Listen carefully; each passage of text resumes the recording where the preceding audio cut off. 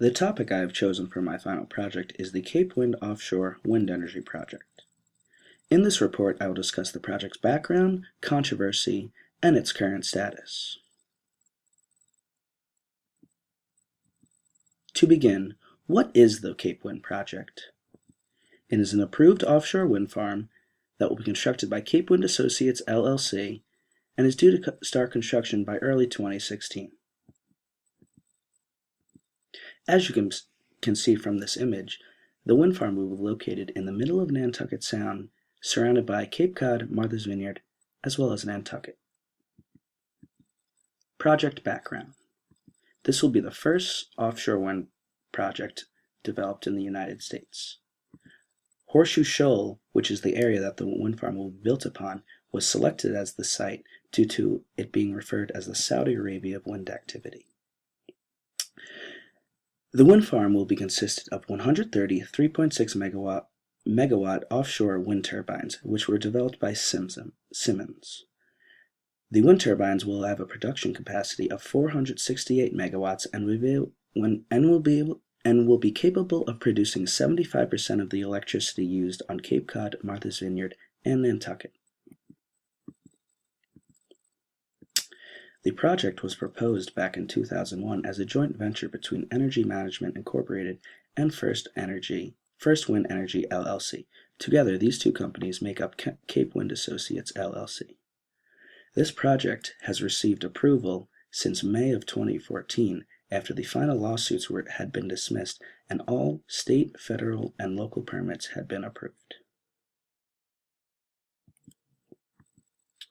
Project controversy. Many people oppose the development of this wind farm on Nantucket Sound. In 2001, after the project was first proposed, the Alliance to Protect Nantucket Sound was formed. The Alliance to Protect Nantucket Sound believes that Nantucket Sound should be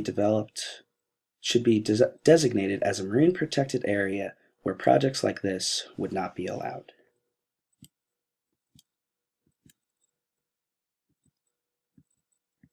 The project development has been hindered due to a lengthy permitting process and opposition from many groups, including environmental organizations and the locals of the Cape Cod area. The many reasons for opposition include environmental concerns, local disruption, and native tribal disruption. Environmental concerns. Many feel that this project may negatively affect the surrounding species and habitats.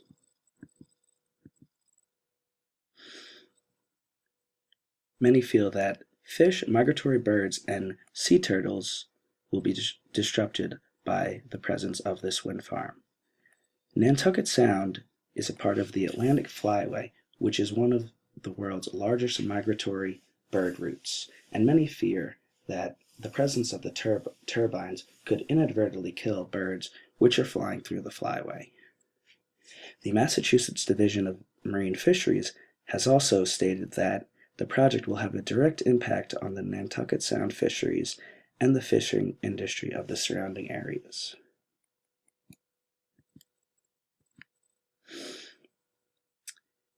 Many also feel that there's a threat of a potential oil spill surrounding the project.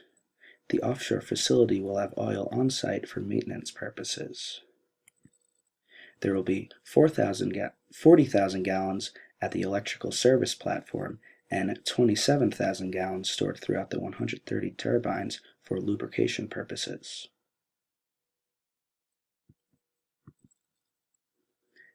In this image, you can see what the electrical service platform will look like. Many of them also include helicopter pads.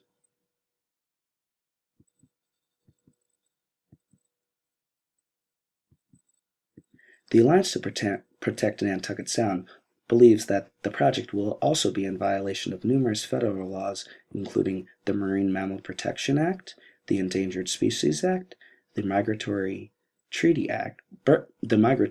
Treaty Act, and the Fisheries Conservation and Management Act. Local opposition. Many local residents of the Cape Cod and surrounding areas believe that the wind farm will be an eyesore. The 440-foot high turbines would span over the Nantucket Sound for about 25 miles.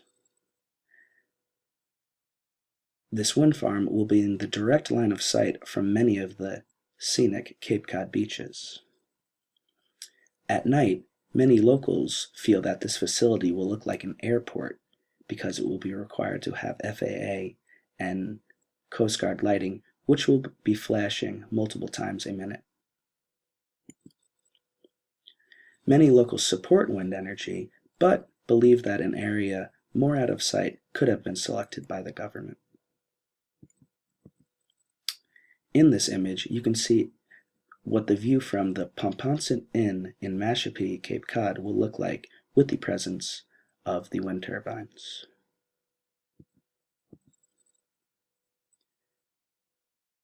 This image, which was taken off the Save Our Sound website, shows the height comparison of the turbines compared to many local structures as well as some national monuments.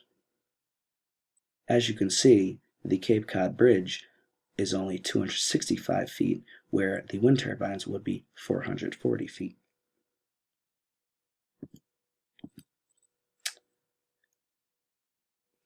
This image shows where the proposed site is, as well as alternative sites that the government could have picked. Many people feel that a better site could have been selected that would have been out of sight from many of the Cape Cod, Nantucket, and Martha's Vineyard beaches.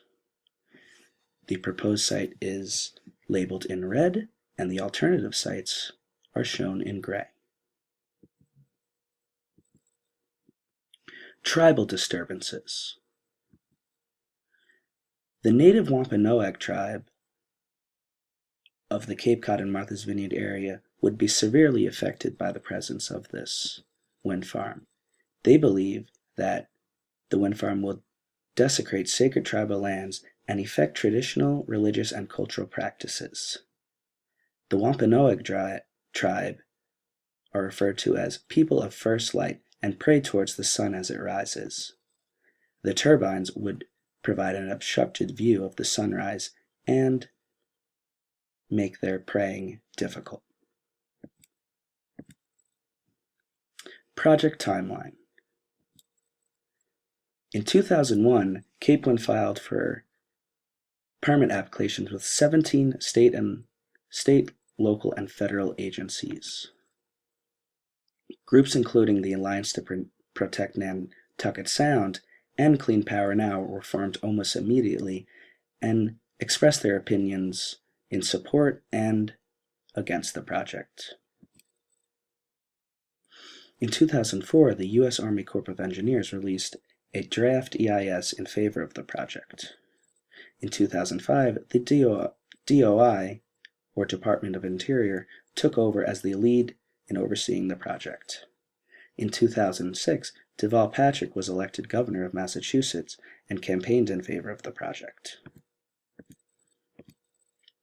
In 2007, Ian Bowles, the Massachusetts Secretary of Energy and Environmental Affairs, approved the state's final environmental impact report. In 2008, the Department of Interior released a draft EIS in favor of the project. A year later, the DOI released its final environmental impact statement in favor of the project. In 2009, 107 members of the Massachusetts State House signed a letter in support of the project. And later in 2010, Ken Salazar, the Secretary of Interior, announced his support of the project and issued a Record of Decision, or ROD, in favor of the project. The ROD is the last step in the environmental impact statement process.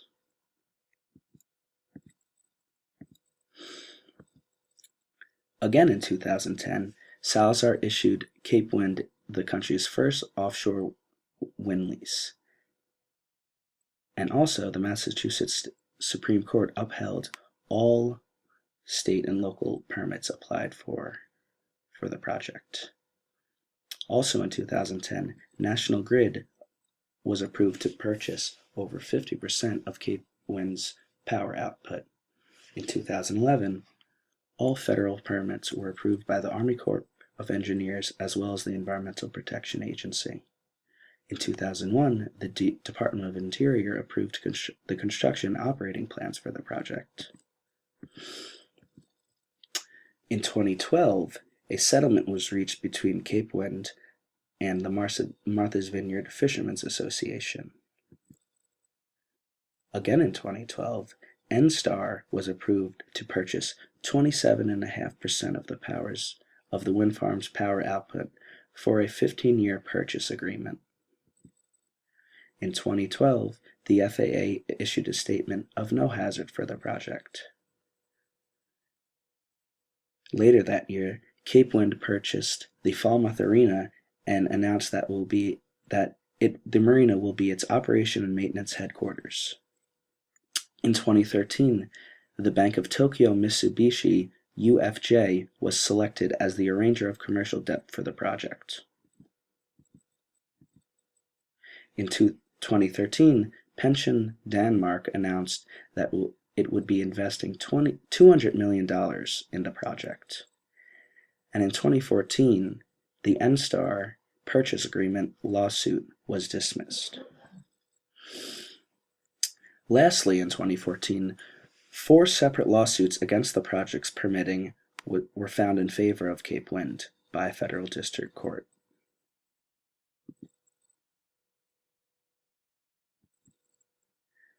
The current status of the project.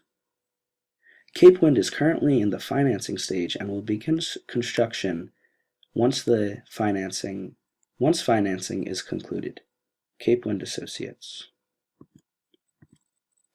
From this image, you can see what the Cape Wind wind farm will actually look like in Nantucket Sound. It is obviously not to scale. As you can see from this image, this is more of what it will look like when it is actually built. This is an image of a wind farm off the coast of Europe.